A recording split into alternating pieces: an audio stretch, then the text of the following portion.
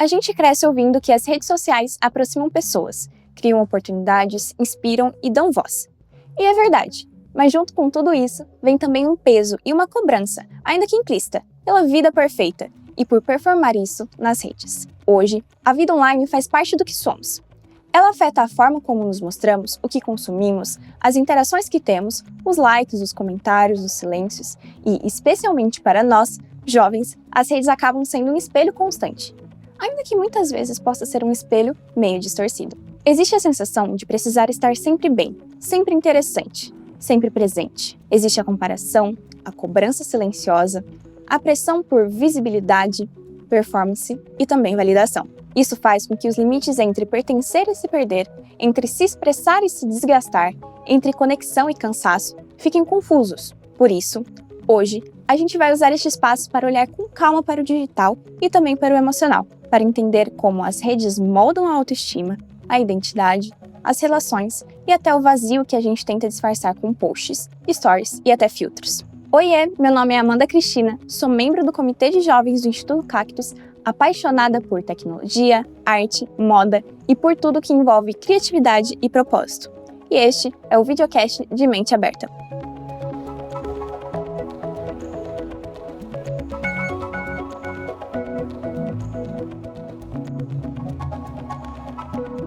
Para essa conversa tão necessária, eu tenho a alegria de receber Guilherme Alves, gerente de projetos da SaferNet Brasil, uma organização que há anos atua na defesa de direitos humanos na internet. Ela promove segurança digital, combate a crimes online e apoia vítimas, educa para o uso consciente e trabalha em políticas públicas que tornam o ambiente virtual mais humano. O Guilherme tem uma trajetória marcada por projetos com escolas da rede pública, pela proteção da privacidade, pelo enfrentamento do cyberbullying, pelo cuidado com jovens expostos à violência digital e pela discussão sobre como o uso excessivo das redes impacta a saúde mental.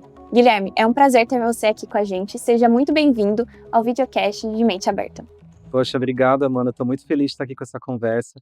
A gente sabe que é um tópico que a gente não para nunca de falar, né? A gente precisa continuar falando sobre isso para que a gente possa talvez desenvolver hábitos diferentes, pensar um pouco mais nessa vida online. Então, prazer conversar com você aqui. Vamos para esse papo. Então, vamos começar quebrando um gelo um pouco. Então, quando você tinha ali por volta dos seus 13, 14, 15 anos, numa época em que as redes ainda não eram o que elas são hoje, como que era a sua relação com o digital? Então, o que mudou do Guilherme daquela época para o Guilherme que hoje trabalha justamente com essa parte de segurança digital e saúde mental? Muita coisa mudou, porque eu tenho 33 anos, então Aham. a minha geração é a geração que pegou o início dessas redes sociais como elas são hoje, né? A internet, nos seus primórdios, era muito pautada por fóruns, né? É uma coisa que ainda Sim. existe hoje e que as primeiras redes sociais mais massivas, né, pegaram muito isso. Eu sou da geração Orkut. Uhum. Então ali a gente tinha comunidades, você não tinha o feed, não tinha os conteúdos, não Sim. tinha essa coisa dos influenciadores, né? Era Aham. muito diferente. Era muito pautado pela ideia da discussão, da conversa. Então você tinha ali o fórum com os tópicos, as comunidades que eram ao redor geralmente de temas que a gente gostava, de bandas, de filmes. Então era bem diferente. E a gente foi vendo, né, minha geração foi vendo essa transformação e já adultos, né, pegando isso cada vez mais forte, essa geração de redes sociais de hoje que é pautada por nós enquanto criadores de conteúdo, enquanto espectadores, consumidores desses conteúdos. Então é muito diferente. Não era tudo bom, né? Sim. Tinha vários problemas também, mas acho que a gente infelizmente viu muitos problemas novos surgirem e se tornarem cada vez mais fortes, né, presentes na vida da gente. Era bem diferente, com certeza. Eu imagino. E existe alguma coisa assim que você fala, nossa, sinto falta disso, de como era? Existe alguma coisa assim pra você? Eu acho que eu sinto falta disso, da gente ter espaços em que a gente discutia sobre temas, Hum. mas com pessoas que estavam interessadas especificamente naquele tema, né? Então, hoje a gente tem nas redes muita discussão, mas no mesmo tópico a gente tem pessoas que conhecem sobre o tema, que não conhecem, que estão a fim de debater ou que estão a fim de tumultuar o papo. Então é muita coisa misturada, sem muita curadoria, sem muito filtro. Então eu sinto falta um pouco desses espaços online que a gente tem discussão, que é muito massa, é muito legal, e é muito próprio da internet, né, a gente poder discutir com pessoas, se conectar com outras pessoas, mas de uma maneira um pouco mais organizada, um pouco mais focada naquilo que a gente de fato tem interesse e pode, tem vontade de falar, né. Entendi. Nossa, muito legal. Assim, eu tenho 19 anos, então eu Uhum, tô numa época realmente totalmente diferente, eu tô crescendo, né, com a tecnologia, então ouvir isso é bem diferente pra mim. uhum. E eu imagino que a gente, ao mesmo tempo que tenha coisas que a gente pode ter muito em comum, às vezes muitas coisas ainda se destoam bastante. Mas muito legal ouvir isso de você. Então partindo, assim, pra gente falar um pouquinho sobre o poder e o peso da conexão nesse mundo digital e como que ela influencia tudo isso na saúde mental. Então no início eu falei muito sobre como as redes elas nos conectam, então como elas criam uma pressão silenciosa e muitas vezes invisível, que mexem com a nossa autoestima e com a forma como a gente se percebe e se conecta com as outras pessoas. Isso me faz pensar que quando a gente fala de jovens, isso é ainda muito mais forte, isso tem um impacto ainda muito maior. Porque é uma fase de construção de identidade, então como eu comentei dessa construção, que agora a gente está crescendo junto com a tecnologia, então também de descoberta, de vulnerabilidade e também de muita busca por pertencimento. Então eu queria começar o nosso papo exatamente por aí, falando sobre como as redes influenciam o sentimento de pertencimento, mas também de comparação e descoberta do eu. E aí eu tenho uma pergunta para você que é, pela experiência que você tem com a SaferNet, como as redes sociais têm influenciado a construção da identidade dos jovens hoje? E o que você vê no dia a dia, mais um senso de pertencimento ou mais um senso de comparação que pode gerar um sentimento de exclusão? Essa é uma pergunta muito legal, porque eu acho que é difícil a gente pertencer quando a gente não consegue se identificar de fato, ou quando as coisas estão Sim, muito atribuladas, desordenadas, quando tem muito ruído, né. Acho que isso é muito característico das redes hoje. É muito ruído, é muito, né, muita fricção. Então é difícil a gente se pertencer a um espaço em que as coisas são tão fragmentadas, né. Agora, claro, quando a gente fala de tecnologia, de internet, as relações são a gente, cada pessoa acaba tecendo uma relação com essas redes, né. Então, a gente tem, claro, jovens que estão utilizando o potencial dessas redes para conhecer o mundo, para conhecer si mesmo, para conhecer outras pessoas, né, o que é muito sim. próprio da tecnologia, que é muito positivo. Agora, infelizmente, acho que a maioria dos jovens, pelo menos com os quais a gente tem contato, nos traz muito isso, esse incômodo com como essas redes funcionam e o impacto que isso tem na gente, né. Então, a gente tem desde sentimentos que envolvem, por exemplo, a ansiedade, mas também a apatia, o pessimismo, de olhar para esse funcionamento das redes um pouco descrente de que é possível ter outras redes, redes diferentes. Então acho que isso é um ponto importante, né, também resgatar nessas conversas, o potencial da gente imaginar outras redes, né, de que o ambiente que a gente construiu online hoje, que tem seus vários problemas, não é a única alternativa, não é a única maneira da gente se conectar. E acho que quando a gente olha para os problemas e pensa, né, sobre eles, a gente também consegue pensar em soluções. De fato, é uma geração, você e os mais novos que você fazem parte de uma geração que cresceu com essas redes já existindo, né, um pouquinho diferentes, mas já existindo, já fazendo parte do cotidiano, do debate público, né, é bastante diferente. E aí, claro que é uma geração que está muito mais impactada por isso, mas também por estar mais impactada, acho que está mais apta, até do que nós que vivenciamos esse início muito, né, otimistas talvez, estão mais aptos para olhar para esses problemas, identificá-los e pensar nesses problemas a partir também, das suas próprias vivências para, de novo, né, sonhar com soluções, criar outras coisas, né. Então, assim, puxando com a pergunta, você acha que essa cultura de tudo muito rápido, porque as redes sociais elas têm isso, né, de não só aquilo que a gente vê em "Nossa, eu vi um story, eu vi um reels, Uhum. ou eu vi no TikTok, eu quero fazer algo assim", mas o quanto as pessoas estão aceleradas, o quanto, jovens estão crescendo rápido demais. Como você acha que isso influencia? Acho que isso é muito característico desse estilo de redes, que a gente tem hoje, né, é o conteúdo que é rápido, que é efêmero, que some, que você nem se lembra mais, né. É o meme que hoje é engraçado e amanhã já ninguém lembra que aconteceu, Exatamente. né, esse pico de popularidade que vem e que vai. Tudo isso para mim, vai me lembrando essa ideia de fragmentação, ruído, aquilo que é esquecível, né, superficial. Acho que isso é um ponto também bastante significativo, né. A gente vê, o conteúdo típico hoje é o conteúdo que some em 24 horas, né, o Sim, story que você posta, daqui a 24 horas sumiu. é. Ninguém sabe mais, ninguém se lembra mais disso, né. Então a gente fica pensando o que que fica na sua experiência online.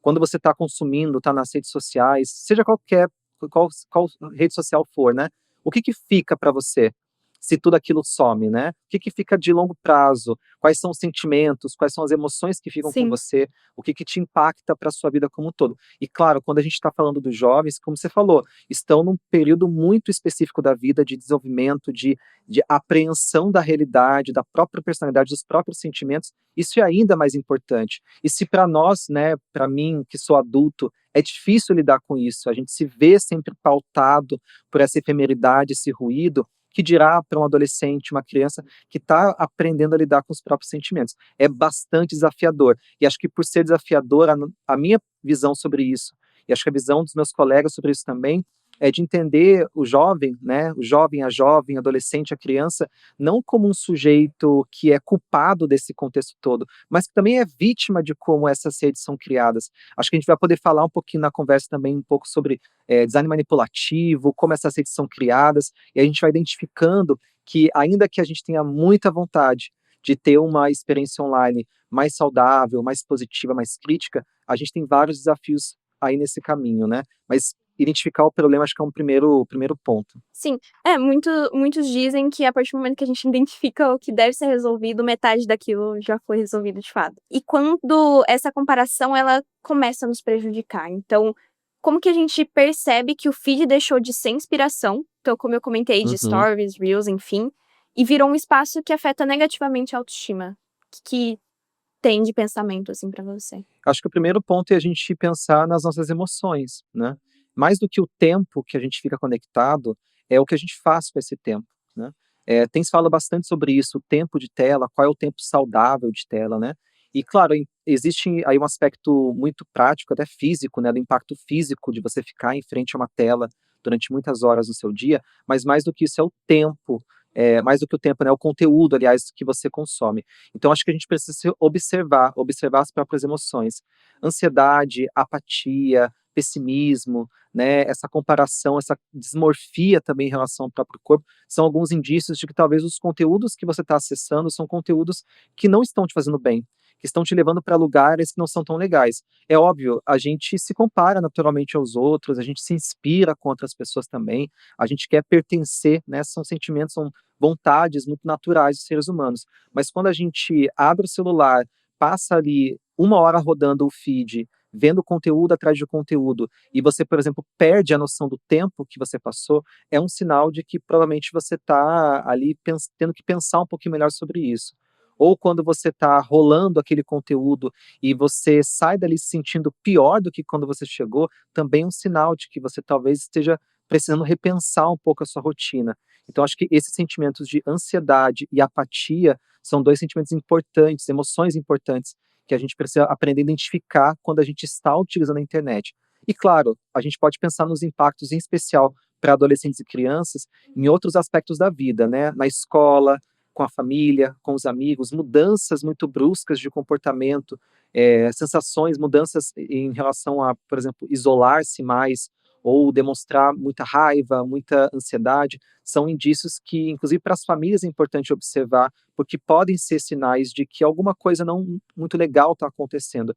E nem necessariamente uma situação muito grave, mas pode ser um conjunto de hábitos de uso de tecnologia, em especial de redes sociais ou de jogos também, que são talvez mais nocivos. Eu acho que vai muito disso também de saber não só saber identificar o que tá causando, mas identificar o que a pessoa tá sentindo. Uhum. Então, tipo assim, muitas pessoas ainda veem: "Não, eu tô sentindo um aperto, tô sentindo uma sensação de que as pessoas não gostam de mim", enfim, e levam isso como comum, porque isso se tornou muito do novo normal, né. Uhum. Então acho que vai muito de saber identificar, o sentimento, entender quais emoções estão se passando e como que está afetando realmente todas essas nossas relações humanas. E ao mesmo tempo as redes sociais elas também podem servir de ferramenta. Então Uhum. elas têm o ponto negativos delas, né, como essa questão de comparação, enfim, mas elas também podem se tornar uma ferramenta muito importante. E a gente vê isso muito hoje em dia, né, justamente como a gente tá se tornando acontecendo agora.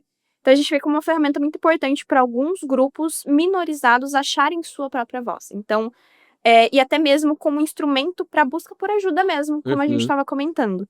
Então como que você vê que é possível impulsionar esses aspectos que podem ter impacto positivo na saúde mental? Esse é um dos lados positivos, né, que a gente precisa de fato defender e resgatar isso, Sim. né, como a internet, a promessa da tecnologia era justamente de nós termos nossas vozes Uhum. amplificadas, ouvidas, quando antes os espaços de debate público eram muito mais restritos, né. Uhum. Quando a gente pensa as Sim, tecnologias e os meios de comunicação, a grande promessa da internet era justamente democratizar o acesso à informação e democratizar as vozes também. Isso de alguma exato. maneira aconteceu, a gente tem algumas questões que envolvem inclusive a concentração de audiências na internet, né, mas quando a gente olha para esse aspecto de poder, a partir da internet, encontrar apoio, ajuda, entender a própria experiência, acho que isso é muito legal quando isso acontece, né. Aí de novo, acho que infelizmente a gente tem dificuldades para que isso, aconteça, porque a gente tem tido espaços de debate seguros cada vez mais raros, né. Então é um fator dificultador, mas isso de fato é um ponto bastante positivo, né, de a gente conseguir desenvolver comunidades, audiências que possam estar direcionadas, atentas a temas e com vontade de trazer luz para algumas questões, em especial questões sociais que estão escondidas ou que são pouco faladas, mas também de utilizar do potencial da própria internet para buscar ajuda quando a gente passa por alguma situação, por exemplo, de violência. Já poder falar um pouquinho mais, porque a SafeNet trabalha também com isso, mas para além da SafeNet, a gente pensar a internet como espaços também onde a gente pode procurar ajuda psicológica, ajuda psicossocial, né, como a gente pode obter informações de qualidade.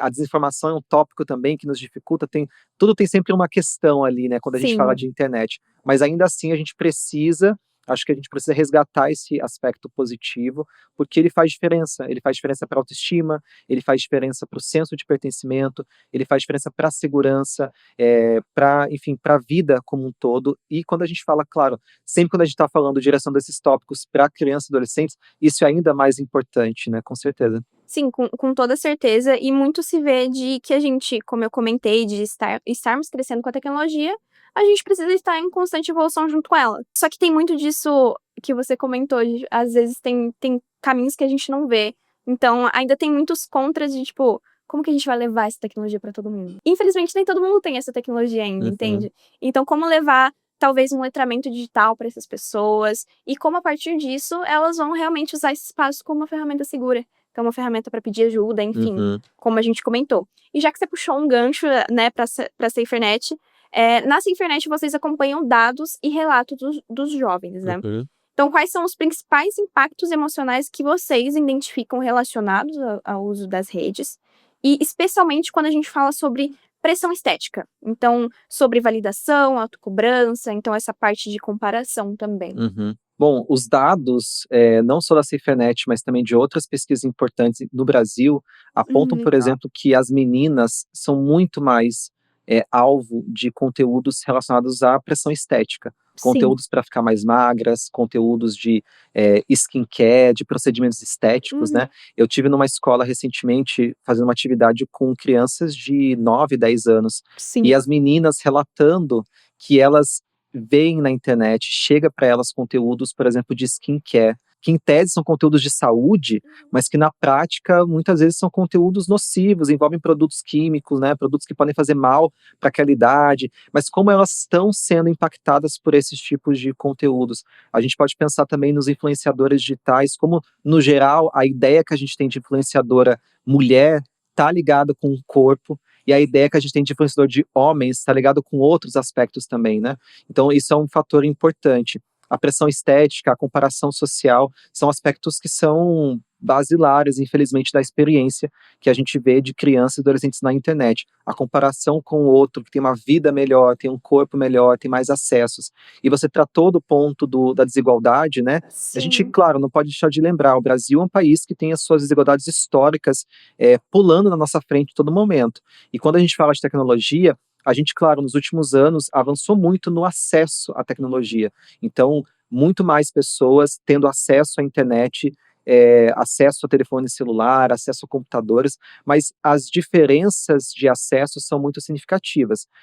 Talvez a gente pode traçar um perfil aí de que a maior parte dos jovens hoje, que estão, né, a maior parte já está usando a internet, mas usa com o celular ultrapassado, com a tela quebrada, às vezes dividindo com o irmão, com a irmã, ou usando o celular do pai, da mãe. É muito diferente dessa ideia que a gente tem, que é uma ideia muito ligada a quem tem mais dinheiro, a famílias mais ricas, classe média alta, de que você tem todos os dispositivos à sua mão, né? A realidade mesmo é bastante diferente. E aí, isso impacta bastante na experiência de conexão, né? Quanto tempo, que tipos de conexão você consegue com o que você tem dinheiro, né? Será que você consegue assistir a um vídeo no streaming, um documentário, ou você só tem a sua rede social de vídeos curtos que não desconta da franquia do celular? Então, quando a gente pensa em hábitos, a gente não pode deixar de pensar também qual é, de fato, o acesso que é dado para aquela pessoa, e isso é muito diferente. E isso impacta muito também a experiência dessas pessoas na internet. Exatamente. E muito disso, né, que você comentou, muita gente tem esse acesso à internet, mas não tem acesso 100%. Uhum, Então, como você comentou, tem gente que tem o acesso ali a uma rede social, mas não consegue ter um acesso à internet porque mora na periferia, entendeu? uhum. Então é muito disso da gente saber identificar quando a pessoa realmente tem acesso e quando ela realmente tem acesso e sabe usar e tem a possibilidade de usar com experiência completa. Uhum. E o que você traz, assim, que você vê, né, eu acho que nichando um pouco mais pra essa parte tanto infantil quanto de jovens, né, como a gente tá comentando, às vezes é um pouco do nosso foco, é essa parte de adultização. Então como que você sente isso através da empresa ou através mesmo de uma opinião um pouco mais pessoal, de como que esse processo tá sendo levado hoje em dia? Porque tem sido um tópico muito Uhum, quente, né, uhum. atualmente. Então como que você vê isso? É, esse acho que foi o tópico do ano quando a gente fala de Sim, proteção de crianças e adolescentes na internet, né. exato. A gente vê que interessante, né, um vídeo de um influenciador digital mobilizou um debate muito grande da sociedade que saiu da bolha dos especialistas, de quem já estava atuando nesse tema, e fez inclusive ajudou a avançar um projeto de lei que já estava em discussão, já tinha tido muitos e muitas audiências e trocas e tudo mais, Uhum. mas fez com que o debate avançasse, né, aquecesse a esse ponto de a gente ter a aprovação de uma lei tão importante que foi o ECA digital. Agora, quando a gente fala da adultização, a gente está falando, inclusive, de como a internet, essas redes, são criadas não pensando nas experiências e no que é específico das crianças e adolescentes, mas dos adultos, Sim. né? Do que os adultos fazem, do que os adultos querem, das experiências dos adultos. E, naturalmente, nada como crescer se espelhando nos adultos, isso é natural das crianças e adolescentes, né? Mas a internet traz para isso um aspecto que é, acho que importante, que é não só a adultização, que é essa reprodução de comportamentos e práticas típicas de adultos por crianças e adolescentes, mas a exposição desses comportamentos, essa hiperexposição na internet. E acho que o vídeo do Felca, né, a discussão foi muito para esse lado, como a internet tem sido um espaço em que adolescentes, em especial, estão se expondo de uma maneira bastante nociva, seja pelo aspecto da sexualização, que é um ponto importante, mas também outros aspectos de outros tipos de conteúdos que também são igualmente problemáticos quando a gente está olhando para crianças e adolescentes.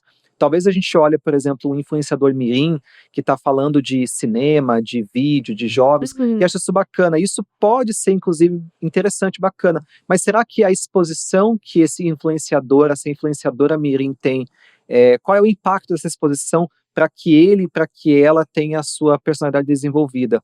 É Uhum. muito diferente um adulto, né, começar a criar conteúdo para a internet. Existem outras ferramentas, outros repertórios que esse adulto tem para lidar com a exposição, com a crítica, com o hate, com a trollagem, que o adolescente, uma criança, já não tem. Então, acho que a adultização também, esse tópico, ganhou importância por isso. Pensar, para além dessa reprodução de comportamentos, como essa reprodução filmada, fotografada, exposta na internet tem repercussões negativas para esse desenvolvimento de personalidade e para a segurança, inclusive, né, das crianças e adolescentes. Sim. E como as crianças e adolescentes, jovens recebem isso, né, porque Uhum, tá tudo muito ali de um processo de crescimento, né, emocional e físico, que às vezes as pessoas que estão postando, às vezes não uhum, entendem, né.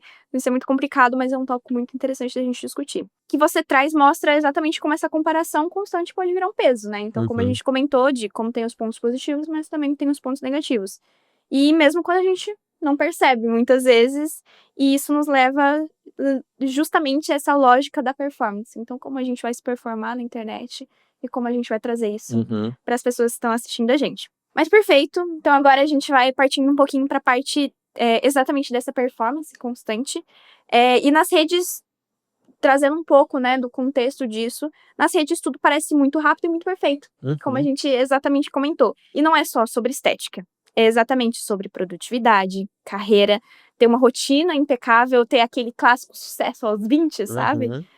E isso parece sempre que alguém está vivendo melhor que a gente. Então, a grama do vizinho é sempre mais verde que a nossa, né? Fazendo mais que a gente, conquistando mais que a gente.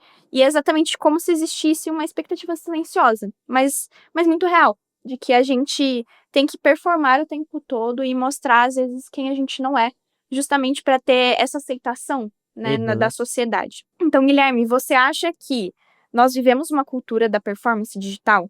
E de que forma essa pressão por parecer bem, produzir sempre e mostrar uma vida impecável afeta a saúde mental dos jovens?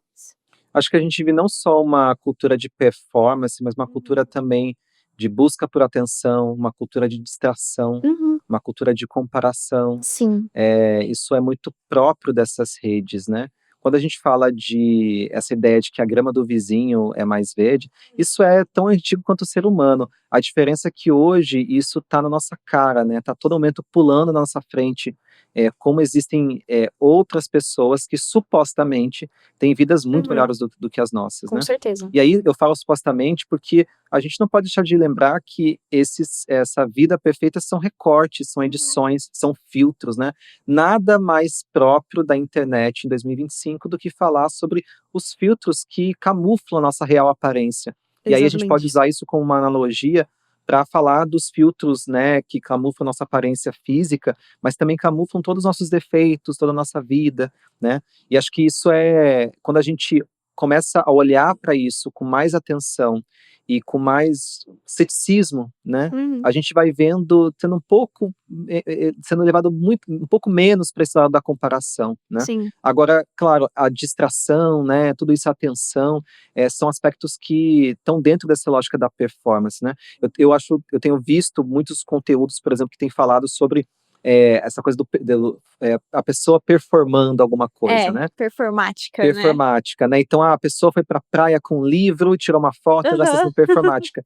E ao mesmo tempo que isso é engraçado, e pode ser até real nessa lógica de querer fazer alguma coisa pra fazer um registro e colocar na internet isso, ao mesmo tempo, será que a gente não tá também deixando de valorizar as nossas próprias diferenças, nossas diferenças de gosto? Porque se você sai um pouco do script, do que é esperado pra você está performando, você tá Uhum. querendo aparecer, né. Então Exato. também tem que ter um equilíbrio entre olhar para essas coisas com descrença, mas também não deixar de aprender o mundo, né, de experimentar coisas novas. Talvez você possa até fazer um registro, mas aí eu sempre faço o ponto, será que você precisa postar esse registro, né? O segredo, né, o mistério é uma coisa tão nossa também enquanto seres humanos, a gente tem perdido a capacidade de ser misterioso, né, Sim. também. E aí quando a gente fala de novo, né, de adolescentes, de jovens,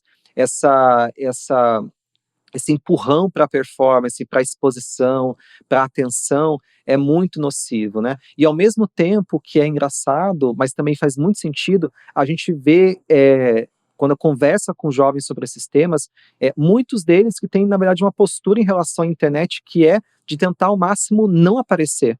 Porque se aparecer é ser visível, mas também ser julgado, é melhor você se omitir disso, né. E aí a gente vê os perfis que são escondidos, o Dix, né, aquele perfil que está fora da Exato. família, ou aquele típico adolescente jovem que tem um perfil em rede social, mas não posta nada, mas vê tudo, acompanha tudo, sabe de todas as trends, sabe de todos os memes, não cria o conteúdo porque tem medo de ser julgado, mas também está lá consumindo, e esse consumo também é um ponto negativo, né. Sim. Então a performance é uma palavra importante aí, mas acho que também a atenção, a distração, né, tudo isso acho que faz parte desse bolo todo aí de questões importantes para a gente pensar e amadurecer nesse uso de tecnologia. E vem muito disso de muita gente querer essa padronização, né. Uhum. Então eu vejo que, assim, é muito bonito quando você e isso eu tenho um pensamento meu, mas muitas pessoas têm diferente, é muito bonito quando você vê diferentes personalidades. Só Uhum. que isso acabou se tornando exatamente como você falou, se torna estranho, né, pra muitas pessoas e principalmente para os jovens, né. Uhum. Então se a pessoa ela não tá ali vestindo uma roupa que a amiga dela tá vestindo, nossa, ela é diferente, entendeu. Isso se torna muito tem esse sentimento de estranhamento, né, então Uhum. muito que você comentou de, às vezes, busca por validação, busca por realmente entrar dentro dessa bolha, né. Uhum. E isso é muito, engraçado no sentido de como que as pessoas estão mudando as personalidades delas com base nas É. redes, né. E acho que a gente não pode deixar de lembrar que essas redes funcionam de uma maneira, a qual, assim, o seu feed é completamente diferente do meu. Sim. Todo mundo tem um feed hiper personalizado. Uhum. Então, quais são os impactos disso também? A gente tem dificuldade de ter consensos, a gente tem dificuldade de ter temas que cheguem a todas as pessoas, né? A gente falou anteriormente, por exemplo, de usar a internet para falar sobre causas importantes, né? Para dar visibilidade para grupos que são inferiorizados, são marginalizados, mas a gente vê a dificuldade que existe para que, por exemplo, esses conteúdos são conteúdos positivos, cheguem a mais pessoas, né? Porque nem sempre é isso que dá a audiência, o engajamento que essas redes buscam e entregam para as pessoas, né? A palavra a expressão do ano do dicionário de Oxford é rage bait, né? São Uhum. esses conteúdos criados como isca de ódio. Você cria um conteúdo Exato. com claro objetivo de que a sua audiência sinta raiva de você para comentar, pra deixar ali um comentário Gerar raivoso, alcance. porque isso vai gerar alcance e isso vai te gerar talvez mais monetização. Então, Exato. pouco importa, em muitos contextos, a qualidade do conteúdo, né? Pouco importa se esse conteúdo é positivo ou negativo, né? E aí, enfim, são aspectos também importantes dessa experiência, né? Cada um tem o seu próprio feed hipersegmentado, a sua própria bolha, o seu próprio explorar, né, nessas redes, a sua própria For You, né, a sua Uhum. própria página. Quanto isso também dificulta para que a gente possa é, é, ver coisas diferentes, né? Sair dos nossos contextos. Aí você fica padronizado dentro de uma mesma lógica, de um mesmo tipo de conteúdo, mesmo tipo de pessoa, mesmo tipo de assunto, né? Isso é ruim para todos nós também, né? Uhum. É tudo quase que uma manipulação das redes sociais, né. Uhum. Isso nos leva realmente a questionar onde que termina o real e começa o digital, e quando que as fronteiras elas começam a se confundir, a se perder, enfim, na nossa mente e como a gente vê o mundo. E partindo então para a temática de limites entre o real e o digital. A gente vive um momento em que a vida digital às vezes parece mais intensa do que a vida fora da tela, a vida real. Uhum. E essa linha ela é muito tênue. Então hoje a gente trata esse uso exacerbado como algo quase natural, como se fosse uma extensão realmente da nossa vida. Mas existe todo um mecanismo por trás para realmente nos manter engajados, como a gente estava comentando das redes sociais. Então, Guilherme, eu queria te ouvir um pouco sobre isso. Então, por que a tecnologia prende tanto a nossa atenção? O que tem por trás dos aplicativos que faz a gente ficar rolando a tela e ficar ali por horas e horas e horas? Acho que a expressão-chave para essa questão envolve o design manipulativo, que a gente falou lá no início, né? Que são essas estratégias usadas por quem desenvolve essas redes, esses Uhum. jogos, aplicativos e sites, para justamente prender a atenção e manipular as nossas ações de alguma maneira, né? Vamos pensar que quantos milhões de aplicativos existem, quantas milhares e milhares de páginas, perfis existem. Existe uma disputa muito grande pela atenção das pessoas e que é uma atenção fragmentada, né? Isso é muito típico também de como a gente funciona hoje. Então, essas empresas, né, esses sites, aplicativos, jogos, redes sociais, vão tentar, de alguma maneira, fazer com que o nosso comportamento seja impensado, né? Então, geralmente são estratégias usadas para que você fique mais tempo usando aquela rede, aquele site, aquele aplicativo, que você gaste dinheiro sem pensar muito bem nisso, ou que você tenha dificuldade de sair daquele ambiente, né, de alguma maneira, ainda que você queira. A gente pode pensar no feed infinito, ou seja, o conteúdo nunca acaba. Não. Se nunca acaba, por que você deveria deixar de consumir, né? Uhum. É diferente da televisão, que você tem um programa que começa e termina. Tem Na fim. internet nada tem fim. As coisas vão sempre, né? Tem sempre um próximo vídeo, um próximo vídeo, um próximo vídeo. são as trends, os vídeos virais, que as redes são muito boas em identificar esses tipos de vídeos que viralizam, que chamam a atenção e que chegam para as pessoas. São esses conteúdos que são hiperestimulantes. Uhum. Aquele conteúdo que você vê uma tela dividida, em cima tem uma coisa, embaixo tem outra coisa, Sim. aquilo chama a sua atenção, é um vídeo de 1 minuto, muito rápido, e quando você vê, acabou, tem um próximo, né? Isso mexe com a nossa química cerebral e faz com que a gente tenha vontade de querer mais. É também a gente pensar os anúncios que são disfarçados, né? A gente vê isso cada vez mais presente também. É a gente pensar, enfim, várias técnicas que são usadas com esse claro objetivo de fazer com que a gente fique mais tempo nesses espaços. Então, ainda que a gente tenha vontade de usar menos, ainda que a gente identifique que a gente usa menos, a gente tem dificuldade de usar menos de fato, porque estamos sempre ali sendo impactados por essas estratégias e não podemos ser inocentes, né? Hum. Essas empresas estão a todo momento tentando desenvolver outras estratégias para chamar nossa atenção. É o like, é o comentário, né? É a curtida, é o conteúdo rápido, tudo isso faz parte desse bolo do design manipulativo, que se para nós adultos é difícil identificar e parar, também, de novo, que dirá para uma criança ou adolescente que está aprendendo a lidar com isso.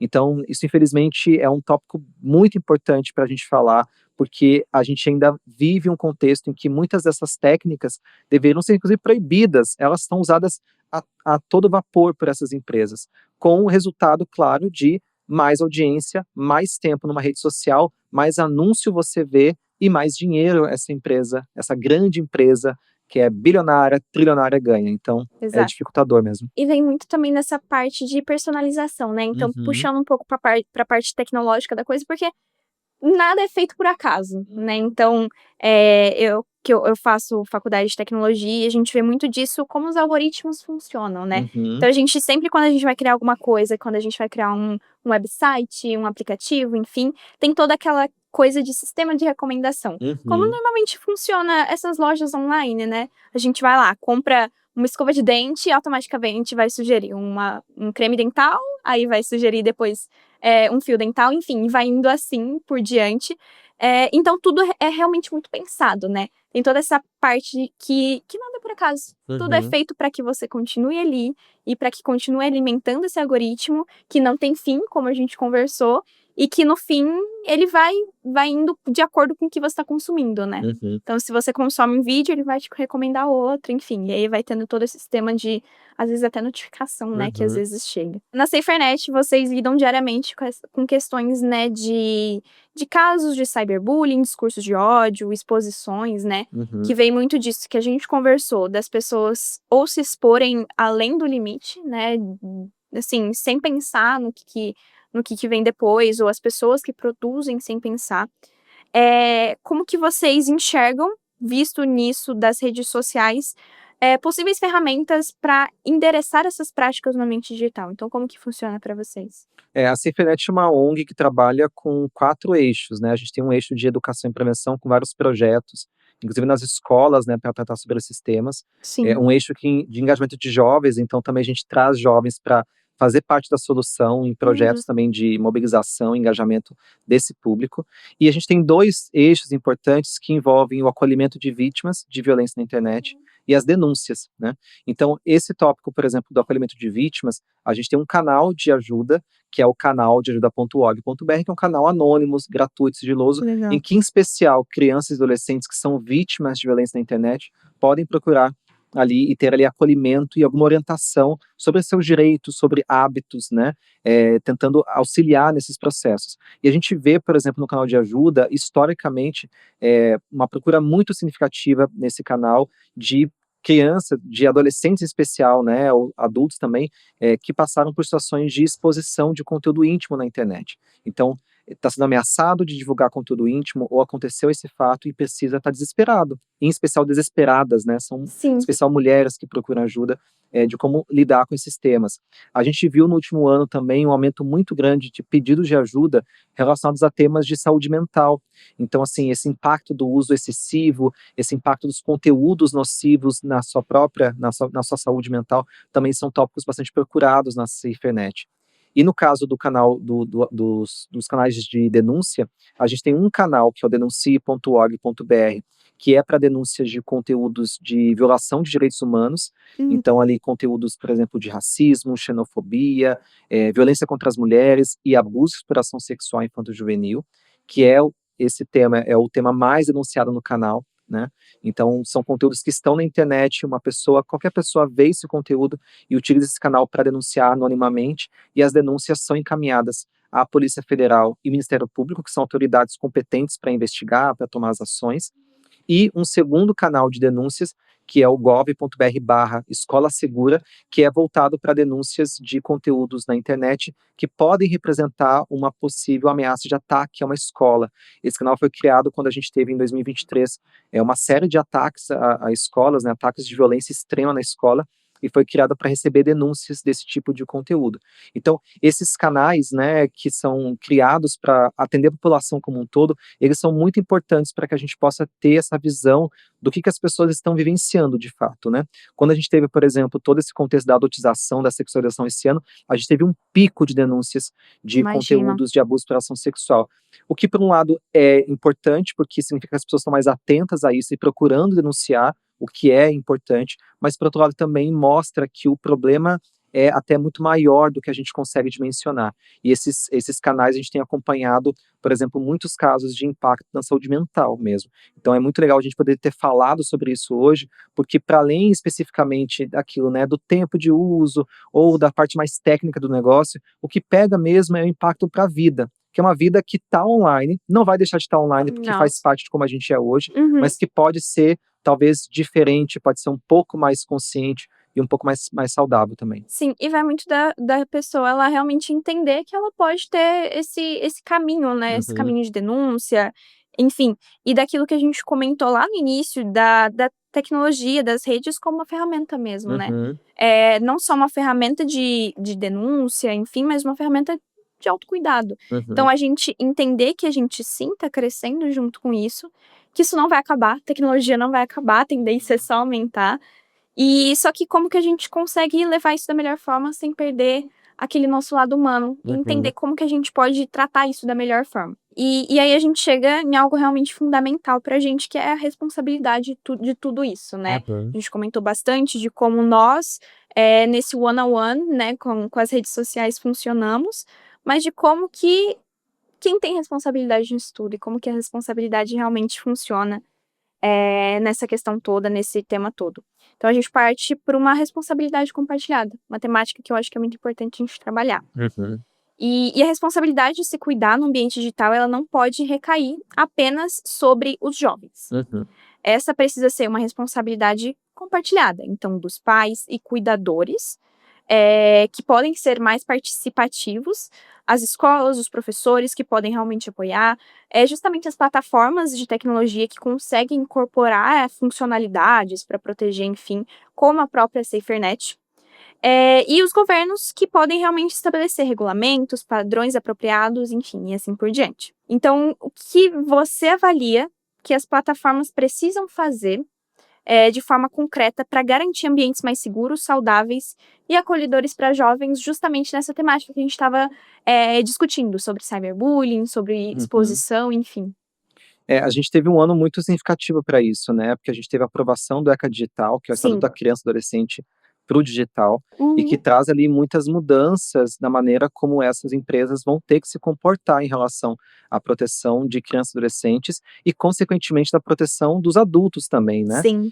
Um dos pontos importantes dessa legislação envolve essas ações que são de prevenção das violências. Então, não só a resposta a um caso de violência, cyberbullying, agressão, assédio, né, Sim. exposição de conteúdo íntimo, mas também o que essas empresas devem fazer para prevenir essas ações criminosas, né? E esse é um tópico importante, porque quando a gente olha no safety by design, né, na segurança por design, no privacy by design, na privacidade por design, significa a gente olhar desde a criação dessas tecnologias, como elas devem ser criadas para nos proteger e não para nos expor, né? A gente Exato. tem, infelizmente, uma lógica, né, desse desenvolvimento de redes sociais, tecnologias, que é de uma regulação a posteriori, né, depois de que elas já existem. E a gente tem caminhado enquanto sociedade, eu acredito, cada vez mais numa lógica de pensar uma regulação anterior. Então, Preventiva. preventiva, de prevenção. E acho que o ECA Digital muda bastante disso. Ele vai entrar em vigor a partir do ano que vem, então a gente deve ter várias funcionalidades novas sendo criadas, mudanças de práticas para essas grandes redes, e que devem impactar também positivamente os próprios adultos. Isso é um tópico importante. A gente viu nos últimos anos, por exemplo, uma diminuição de como essas grandes e principais redes têm lidado com a moderação de conteúdo, que é justamente essas equipes que são treinadas e o uso de tecnologia para frear e para barrar conteúdo violento, né? Isso é preocupante, isso tem sido bastante preocupante. Redes que são muito grandes e que não cooperam com as autoridades brasileiras para remoção de conteúdos e para investigação de criminosos online. Então, ainda precisamos caminhar nesse sentido, mas estamos, acho que, em caminhos importantes, né, em relação a esse tema. A gente tem a IA, a inteligência artificial, que está bagunçando todo esse processo. A gente falou pouco dela, mas sim, impactos para a saúde, para a desinformação, para a segurança, os deepfakes, deep nudes, como tudo isso também coloca mais lenha nessa fogueira, e temos também encaminhado no sentido de, no Brasil, trazer uma regulação para esse tema, que deve acontecer também nos próximos capítulos da novela. Agora, claro, se você falou muito bem, as plataformas são uma parte, um pilar desse processo. É importante que a gente tenha trazido e colocado cada vez mais responsabilidade como elas atuam nesses ambientes, porque elas faturam muito com a gente, né? Então, Sim. nada mais justo que elas tenham um papel mais proativo. Agora, famílias e escolas estão importantes também nesse processo. A gente pode falar um pouquinho mais sobre isso também. Não, perfeito. Eu acho que já é um gancho super legal para a próxima pergunta, que é justamente sobre o papel das famílias nisso, Uhum, né?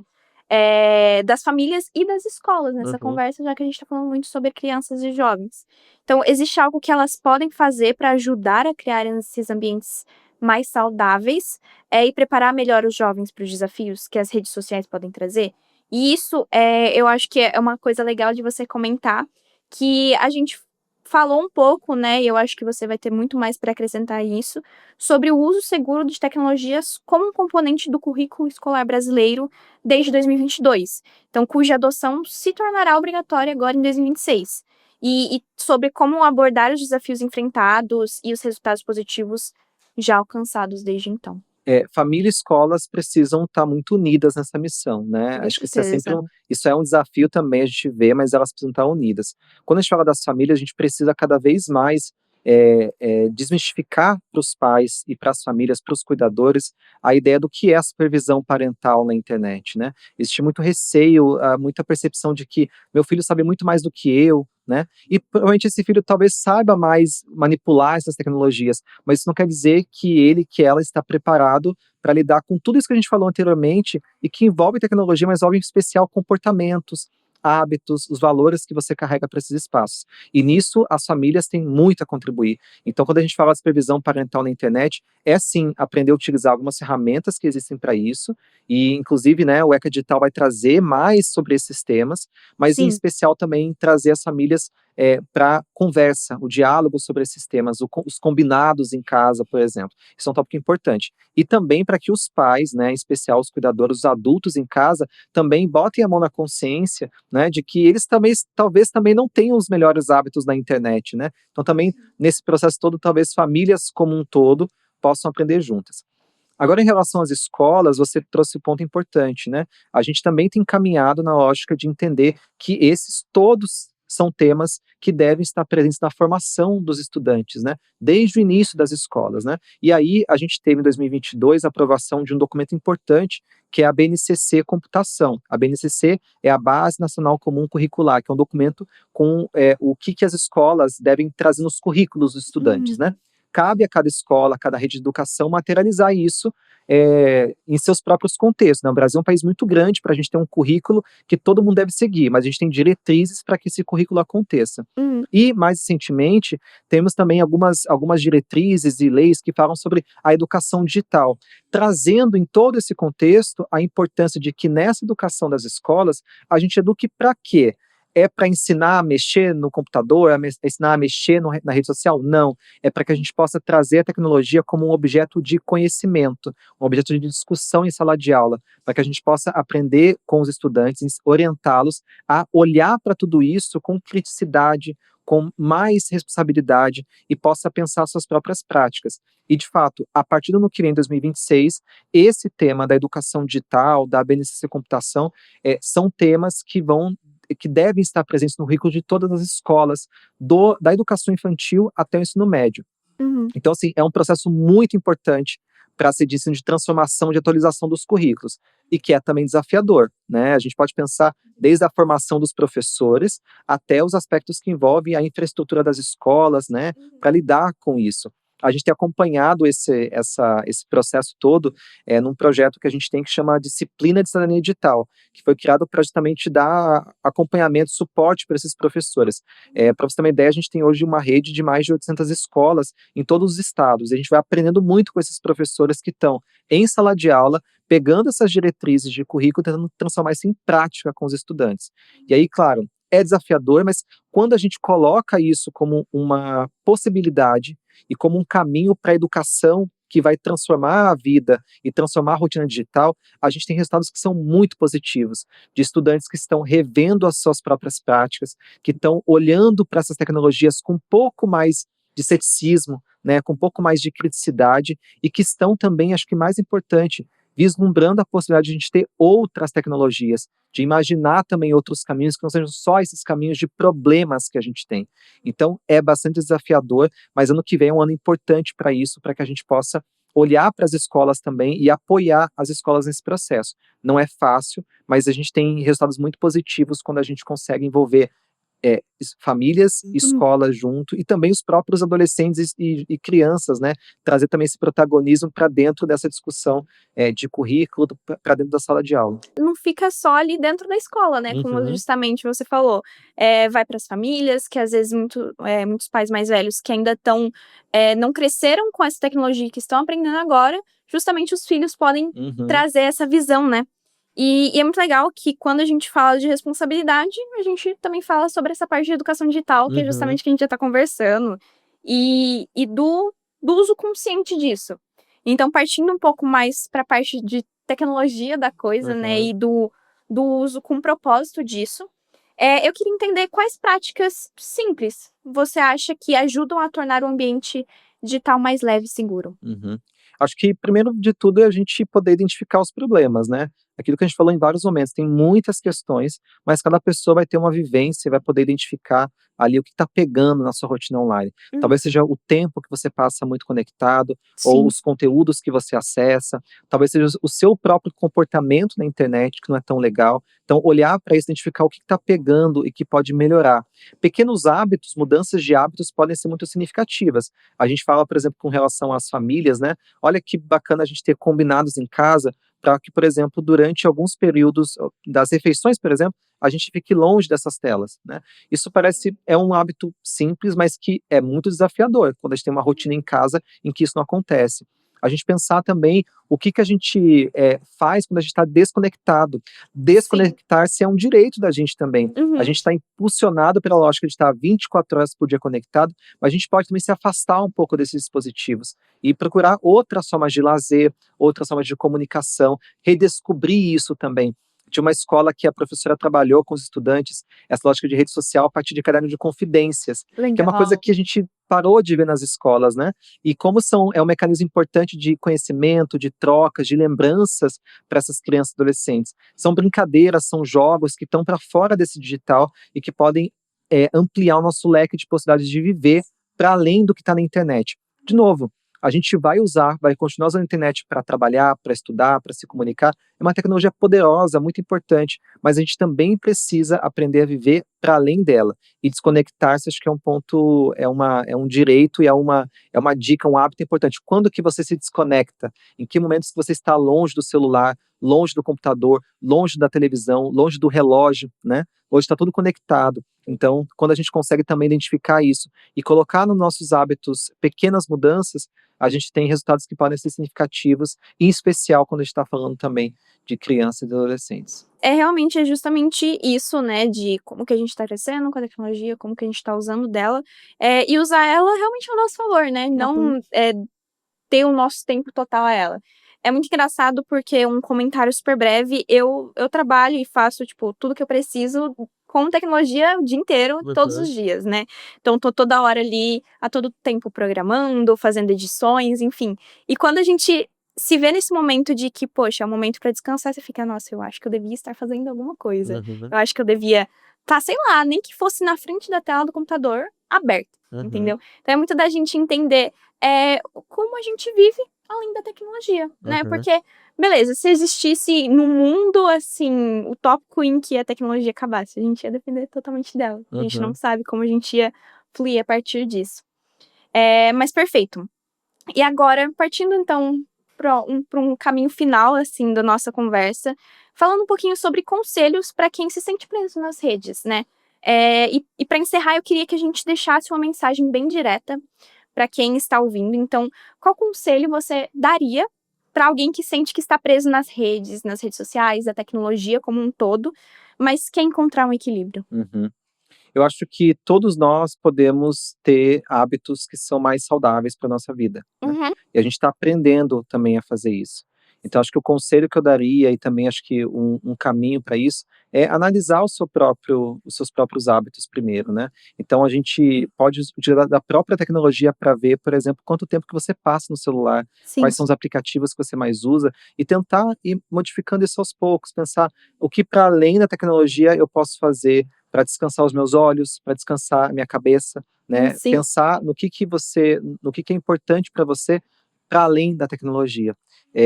Sem julgamento, sem, né, colocar isso como uma pressão tão grande pra gente, Uhum. mas pensando em pequenos hábitos e olhar isso como algo que a gente está constantemente tendo que fazer. Então não é a gente adquirir aqui o melhor hábito e seguir com ele, mas ir pensando na minha rotina, no meu dia a dia. Pode ser que no ano que vem seja diferente, pode ser que eu mude de hábito, pode ser que, né, a minha rotina mude um pouquinho e minha própria Sim. relação com a tecnologia mude, mas olhar para isso como parte importante desse uso, usar pensando sobre esse uso, refletindo sobre esse uso e não usar passivamente, sem reflexão, né. Acho que isso é para todo mundo, independentemente de qual seja, o problema que você está identificando ali, se é o conteúdo, se é o tempo, se é o comportamento, se é o contato, enfim, olhar, identificar, refletir sobre o próprio uso. E nessa reflexão trazer pequenas mudanças de comportamento, combinados consigo mesmo, né. Não precisa ser que querer modificar da água para o vinho no dia para a noite, mas ir aos poucos pensando e refletindo sobre isso. Talvez esse mês você possa adquirir um hábito diferente, no próximo mês uma outra coisa e assim por diante, né, e fazer disso prática. Muito importante, e eu acho que, assim, para complementar, eu também deixo o meu conselho. Então, como, uma usuária direta da tecnologia, como eu comentei, então estou todos os momentos, em redes sociais, seja para entender como está funcionando o mundo do marketing, como está funcionando o próprio mundo da programação e computação no geral. Eu acho que se fosse para realmente deixar um conselho, né, seria entender os seus próprios limites, entender quem é você antes de tudo isso? Então eu Uhum. falo muito mais para jovens, que eu acho que tem mais essa questão desse pensamento crítico, então realmente desenvolver isso, seja com os pequenos hábitos, como você comentou, Guilherme, mas também ver, nossa, o que que eu gosto além disso? Quando eu era criança, que ainda eu acho que, tipo, na minha fase de criança, eu ainda tive aquele Você momento se lembra ainda mais, né. exato, de brincar na rua, de Uhum. de sair pra chamar, tipo, a minha amiga vizinha pra brincar. De realmente o que eu fazia antes de tudo isso, né, porque a tecnologia ela cresceu muito rápido, mas existe um antes, né. Então entender como que é a nossa personalidade, como a nossa personalidade está sendo construída a partir disso, se eu gosto de ler, se eu gosto de pintar, e realmente se forçar em alguns momentos a não, poxa, eu entendi, recebi lá aquele alerta de tipo, passei 1 hora Uhum. no TikTok, por exemplo, não, pô, vou ter um momento para ir desenhar, seja para ir num parque perto de casa. Eu acho que é realmente isso, de entender os nossos limites e saber o que a gente vai fazer a respeito disso. Mas perfeito. O que eu deixaria assim de final, que é que se tem algo que ficou claro, é que realmente estar conectado é inevitável. A gente vai ter isso daqui para frente e daqui em diante, enquanto estivermos por aqui. Mas o jeito que nos conectamos com tudo isso pode mudar e pode mudar tudo, né? Pode mudar o mundo como um todo. E as redes, elas não são só vilãs, nem são soluções mágicas, são espaços digitais, assim como os espaços físicos são ambientes que precisam ser olhados com cuidado. Então a gente precisa ter muito da empatia, né? O afeto, a responsabilidade e nós também enxergar como nós estamos inseridos dentro disso. Então eu quero agradecer, Guilherme, por essa conversa tão necessária. Queria que você deixasse seus comentários finais, o que você quiser trazer pra gente. Não, quero agradecer também, Amanda, pelo papo. Acho que foi muito importante a gente falar sobre isso. A gente falou muito sobre os sentimentos, emoções, Sim. né? Isso é muito legal, que a gente vê que está para além da tecnologia enquanto ferramenta, né? E tá falando das nossas práticas. Então, acho que foi muito legal poder falar sobre isso. É o tipo de conversa que a gente tem que continuar tendo sempre, né? E pensando sempre a partir disso, o que que a gente Uhum. pode levar para a gente. Espero que as Sim. pessoas que estão também assistindo e estão ouvindo possam trazer, né, esse espírito para si. E para a Safenet é muito legal poder falar sobre isso, né? A gente é uma organização que trabalha com esses temas há quase 20 anos, então acompanhamos também todas essas mudanças e a gente gostaria também de convidar as pessoas para conhecer nosso trabalho, nossos projetos. A gente está nas redes também, então a gente está Legal. nas redes pensando, né, em ocupar esses espaços com conteúdos que são conteúdos importantes para as pessoas, então também convido muitos materiais que são materiais gratuitos, abertos, que as pessoas podem conhecer, podem baixar para pais, para Sim. professores.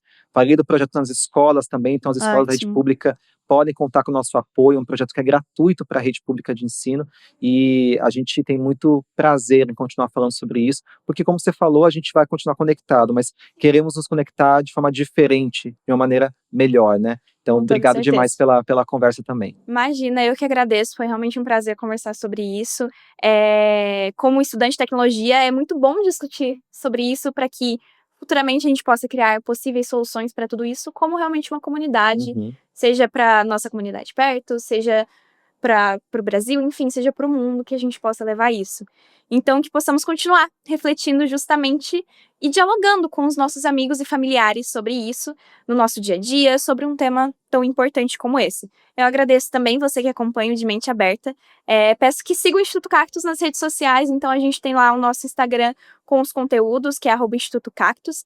Se você também quiser enviar sugestões, seja de temas a serem discutidos, como eu discuti com o Guilherme, contar a sua experiência também, a gente vai ter o prazer de receber tudo isso.